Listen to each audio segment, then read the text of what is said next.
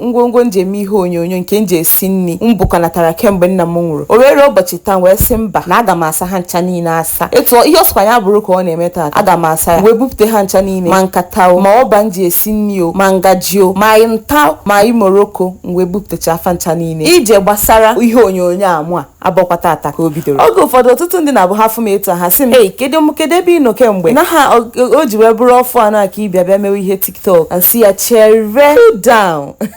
Nke mbụ bụ na ọ bụrụ na TikTok a ka m malitere, aga m ga malite na YouTube. Ọ na YouTube ka ị ga-afụ ihe onyonyo m dị iche iche, nri ndị nsi gasịrị, ngwongwo na ngwongwo niile m ji wee mee, ebe ahụ ka ị ga-afụ ya. Ebe ahụ ka ọ ga-abụ ikirikata ihe onyonyo m agbawa ya na ihe onyonyo gbasara na TikTok ka nka bidoro ọfụ. Ya mere biko ekwela ka ike gwụ m na TikTok a, ekwela ka etu m bidoro ebido ka m gbapụ. Biko ọ bụrụ na ị ma na-repost vidio m etu ọbụla ọ dị, biko repost ya. Gosi ndị mmadụ na o nwere TikTok akaụntụ na-akwalitekwa ndụ na omenala Igbo. Ya mere etu a m bidoro ebe a ka obi bụrụ m sọsọ aṅụrị. Ya mere biko ezi enyi m n'ebe a na-agbanịfụ na ị na-esonyere m na TikTok. Ịghọta afọ nke a bụ nkata m, amara m ka a na-asa nkata maka na oge m butere ka nkata tinye n'ime mmiri, nne m si mbụ ya nwaanyị gwa wee mebiere m nkata m o anwakwana ya nwa ka ị na-emekwa ka ọ anaghị asa nkata. Osi nke ebe afọrọ a na-asa nkata nwaanyị m ka mama na mmiri emere, biko bụrụ m nkata ebe ahụ. Etu a ka m si were rapụ nkata ndị nke m ga-asa wee mebe ihe ọzọ, m wee sị ka m zachasịa ebe m ga-edesa ya bụ ihe sara asa. Ịghọtara?